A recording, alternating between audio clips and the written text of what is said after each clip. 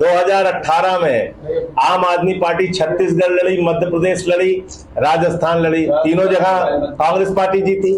अब उनकी पार्टी टूट के बीजेपी में चली जाती है तो हम थोड़ी जिम्मेदार हैं इसके। तो जेडीयू हो गया, बीजेपी हो गई, एनडीए का जो गठबंधन हो गया, जिस तरह से ये लोग पूरे देश में चुनाव जीतना चाहते हैं, क्या बिहार की जनता उस फ्रॉड के खिलाफ खड़ी होगी कि नहीं होगी, इस बात की भी परीक्षा इस चुनाव में होगी। अगर आम आदमी पार्टी के कुछ चुनिंदा लोगों को, ठीक ठाक लोगों को लोग वोट करके विधानसभा में भेजते हैं तो निश्चित रूप से इससे लोकतंत्र मजबूत होगा, कहीं कमजोर नहीं होगा और वो अपनी भूमिका निभाएंगे जाके वहां पे। मैं यही विश्वास दिला सकता हूँ लोग।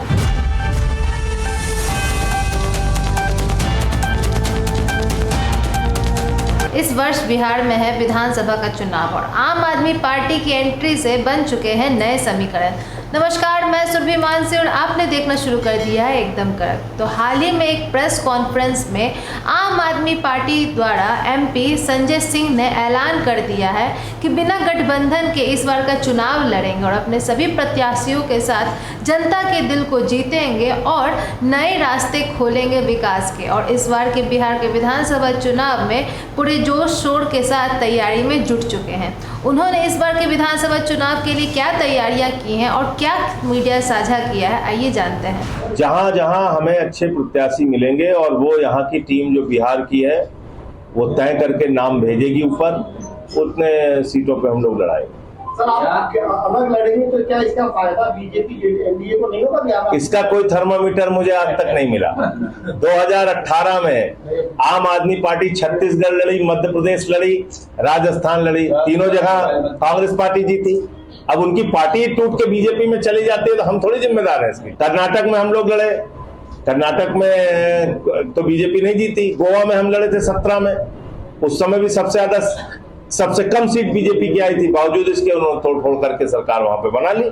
तो इसलिए इसका कोई थर्मामीटर नहीं है। और मैं ये कहना चाहता हूं कि अब इस बात को बिहार की जनता को तय करना, किस पार्टी को वो अच्छा मानते हैं, किसके साथ वो जुड़ना चाहते हैं, किसको अब वो वोट करना चाहते हैं। अगर तो वो उसी बीजेपी को वोट करना चाहते हैं जो उनके वोट का अधिकार छीनने पे लगी हुई है तो कोई बात नहीं, आपका स्वागत है, आप कीजिए। लेकिन सोचना पड़ेगा कि आपके मत के अधिकार को छीनने के लिए भी ये लोग साजिश कर रहे हैं। तो जेडीयू हो गया, बीजेपी हो गई, एनडीए का जो गठबंधन हो गया, जिस तरह से ये लोग पूरे देश में चुनाव जीतना चाहते हैं, क्या बिहार की जनता उस फ्रॉड के खिलाफ खड़ी होगी कि नहीं होगी, इस बात की भी परीक्षा इस चुनाव में होगी। क्योंकि बहुत बड़ा फ्रॉड ये एक बिहार के मतदाताओं के साथ किया। जी, आपका सवाल। सर, बिहार में पिछले कई सालों से नीतीश मॉडल चल रही है, तो बिहार में केजरीवाल मॉडल कैसे बनानी पड़ेगी? देखिए, अभी 4 महीने हुआ। मैं बड़ी विनम्रता पूर्वक आपसे कहूंगा कि अगर कभी मौका लगे तो दिल्ली के किसी व्यक्ति से बात करके देखिए।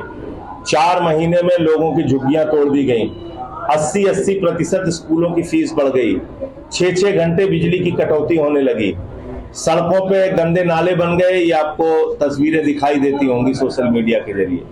तो दिल्ली की क्या हालत 4 महीने में बीजेपी ने की, ये इसका एक सीधा उदाहरण है। 10 साल में हमने फीस नहीं बढ़ने दी बच्चों की। ये लोग स्कूल बंद करते हैं। अभी मैं उत्तर प्रदेश में 5000 सरकारी स्कूल बंद हो रहे हैं और आगे 27,000 सरकारी स्कूल बंद करने की इनकी योजना है। तो इसलिए बीजेपी की प्राथमिकता क्या है, एनडीए की प्राथमिकता क्या है? वो प्राथमिकता यह है कि वो किसी भी तरीके से जाति धर्म का उन्माद पैदा करके वोट हासिल करें और सरकार में बने रहें। हम इस राजनीति में यकीन नहीं करते। हम स्कूल अस्पताल की बात करते हैं, बिजली पानी की बात करते हैं, उस पे लोगों को अच्छा लगेगा तो हमारा साथ देंगे, नहीं अच्छा लगेगा तो वो मालिक है लोकतंत्र के, जनता मालिक है, वो जिसको चाहे वोट दे। हम तो खाली हाथ जोड़ के अपील कर सकते हैं, उनके पास जा सकते हैं, अपनी बातें बता सकते हैं। सत्ता और विपक्ष दोनों मजबूत है, ऐसे में आम आदमी पार्टी बिहार में क्या कर पाएगी? देखिए, मैं ये कहना चाहता हूं कि कई बार आपको प्रतिरोध के लिए भी कुछ जिम्मेदार लोगों को विधानसभाओं में भेजना चाहिए। जैसे सारे तंत्र का इस्तेमाल करने के बावजूद गुजरात में जनता ने 17,000 वोटों से गोपाल इटालिया को जिताया, आम आदमी पार्टी के कैंडिडेट। पूरी सत्ता लग गई गुजरात की, फिर भी वो जीत के आया। क्यों? क्योंकि संघर्षशील नेता है, लड़ते हैं, लोगों के लिए आवाज उठाते हैं। सदन में भी जाएंगे तो वहां भी आवाज उठाएंगे। राज्यसभा के अंदर हम लोगों की संख्या बहुत ज्यादा तो है नहीं, लेकिन अपने मुंह से कहना ठीक नहीं लगाएगा। कोई ऐसा मुद्दा नहीं है जिसमें मैं सरकार के खिलाफ ना बोलता हूं या ना घेरता हूं।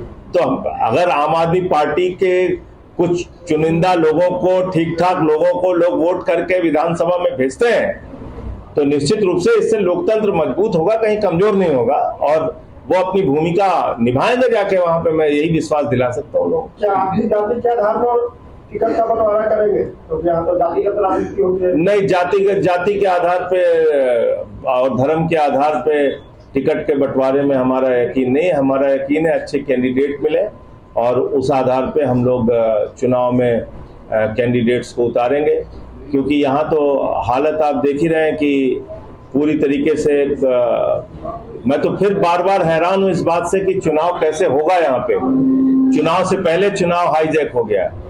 अभी प्रदर्शन भी किया था महागठबंधन ने इस सवाल को लेके, उसका एक दृश्य भी हमने देखा। कांग्रेस पार्टी ने अपने एक वरिष्ठ नेता, युवा नेता और तेज तर्रार नेता कन्हैया कुमार जी को धक्का देके किनारे कर दिया, पप्पू यादव जी को धक्का देके किनारे कर दिया। ये ठीक बात नहीं है। ये व्यवहार, ये आचरण कांग्रेस पार्टी अपने ही नेताओं के साथ अगर कर रही है तो ये अच्छा नहीं है। तो अगर आप कुछ सवालों को उठा रहे हैं तो मिलकर उठाइए, उसमें बंटवारा प्रतीत नहीं होना चाहिए। हम ठीक है गठबंधन में नहीं है, लेकिन जिस दिन से ये फैसला आया है SIR का, लगातार इसके खिलाफ हम बोल रहे हैं। तो मुझे लगता है कि अभी फिलहाल सबसे पहली प्राथमिकता है बिहार के चुनाव को बचाने की, वो है SIR को रोकना। 20 साल से नीतीश कुमार बिहार में है। नीतीश कुमार को तो बीजेपी ने ही साइड कर दिया है। आप बताइए मुझे, नीतीश कुमार को भारतीय जनता पार्टी की तरफ से जो सम्मान मिलना चाहिए वो मिलता है क्या? रोज उनके ही पीछे लगे रहते हैं काट छांट में। तो ये तो सर्वविदित सत्य है, कोई छिपी हुई बात नहीं है। आम आदमी पार्टी बिहार में किस आधार पे मैदान में उतरना? हम अपने मुद्दे पे स्कूल, बिजली, पानी, शिक्षा, स्वास्थ्य, हमारा जो राजनीति का तरीका है उसी आधार पे लड़ेंगे। 3 चुनाव दिल्ली में हम जीते तो बिजली, पानी, शिक्षा, स्वास्थ्य के मुद्दे पे जीते। पंजाब में जीते, बिजली, पानी, शिक्षा, स्वास्थ्य के मुद्दे पे जीते। बिहार में भी चुनाव लड़ेंगे इसी मुद्दे पे लड़ेंगे। आपके पास संगठन नहीं है, आप निरीक्षण पे सवाल कर रहे हैं और हमारे पास भैया एक BLA मात्र चुनाव आयोग है यहाँ पर। एकदम सही आपने कहा, बहुत सही बात आपने कही। हमारे पास संगठन नहीं है, हम बहुत कमजोर पार्टी हैं, लेकिन हम 2013 से लेके 25 में 12 साल के अंदर देश की राष्ट्रीय पार्टी हैं। हमारे पास संगठन नहीं, हम बहुत कमजोर पार्टी हैं, लेकिन जम्मू कश्मीर में भी हमारा MLA है, पंजाब में हमारी सरकार है, 22 MLA दिल्ली में है, 2 MLA गोवा में है, 5 MLA गुजरात में है, 14% वोट वहां पे है। हम बहुत कमजोर पार्टी हैं। सुन तो लीजिए, अरे भाई सुन तो लीजिए, आपने सवाल पूछा ना। 12 साल के अंदर अगर आम आदमी पार्टी को इतना बड़ा जन समर्थन देश के पैमाने पर मिला, उसके बावजूद भी आप हमारा आकलन एक कमजोर और बिल्कुल नगण्य पार्टी के रूप में करते हैं, तो ये आपकी मंशा है। मैं उस पर अधिकार नहीं, मेरा अधिकार नहीं है कुछ बोलने का, लेकिन हम एक राष्ट्रीय पार्टी हैं आज की तारीख में और मजबूती से बिहार का चुनाव लड़ेंगे। कई चरणों में हमारे साथी ने यात्रा निकाली, राकेश यादव जी ने, हमारे अजेश भाई और हमारे सारे कार्यकर्ता मेहनत कर रहे हैं। धीरे धीरे संगठन खड़ा होता है और बाकी काम बिहार के लोगों का है, यहाँ की जनता का है। हमको अच्छा समझेंगे वोट देंगे, अच्छा नहीं समझेंगे नहीं वोट देंगे, कोई बात नहीं, हम मेहनत करेंगे। कि बिहार की जनता बिल्कुल भरोसा करेगी, क्योंकि जिस दिल्ली की जनता को भरमाया गया और चुनावी तंत्र को इस्तेमाल करके गलत ढंग से चुनाव जीता गया, 2% वोट हमसे वो ज्यादा रहे, आज उस दिल्ली की जनता को एहसास हो रहा है 4 महीने के अंदर कि उनके साथ विश्वासघात हुआ है, धोखा हुआ है।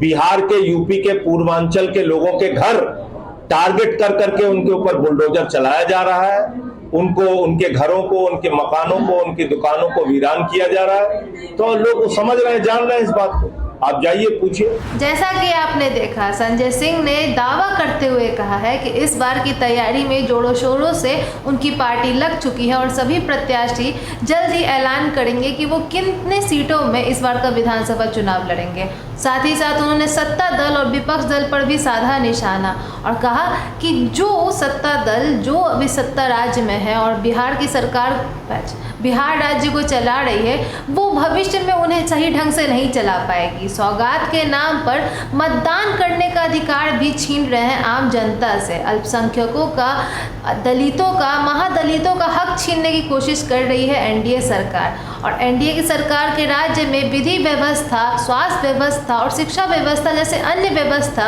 काफ़ी लचर हो गई है। वही बात की जाए केजरीवाल मॉडल की, तो वो मॉडल काफ़ी सक्सेसफुल रहा है, सफल रहा है। वहीं नीतीश कुमार का मॉडल काफ़ी लचर रहा है। ऐसा दावा करते संजय सिंह ने कहा है कि अगर हमारी पार्टी का गठबंधन होता है और इस बार बिहार की विधानसभा चुनाव में हमारी जीत होती है, जनता के दिल में हम छा जाते हैं, तो अस्पताल और स्वास्थ्य व्यवस्था को हम बेहतर करेंगे, शिक्षा व्यवस्था को बेहतर करेंगे, महंगाई को रोकेंगे और प्रोत्साहन देंगे गरीबों को, महिलाओं को और आम जनता को। वैसे इस बार के विधानसभा चुनाव में सभी पार्टी काफ़ी सक्रिय हो चुके हैं और हर राजनीतिक दल अपनी ओर से बढ़िया करने की कोशिश कर रहा है और आम जनता से वादा कर रहा है कि भविष्य में वो नई सौगातें और नई विकासशील योजनाएं लाएंगे बिहार राज्य के लिए और हर एक को एक नया मुकाम देंगे। वैसे आपकी इस पर क्या राय, कमेंट बॉक्स में हमें साझा करें। आप किस पार्टी को इस बार के विधानसभा चुनाव में देखना चाहते हैं जीतते हुए, हमें ज़रूर बताएं। और आप संजय सिंह की बातों से कितने सहमत हैं ये भी हमें ज़रूर बताएं। तब तक के लिए बने रहे एकदम कड़क के साथ, सब्सक्राइब करें, बेल आइकन प्रेस करना ना भूलें ताकि आपसे कोई भी अपडेट मिस ना हो जाए। बने रहे एकदम कड़क के साथ। धन्यवाद।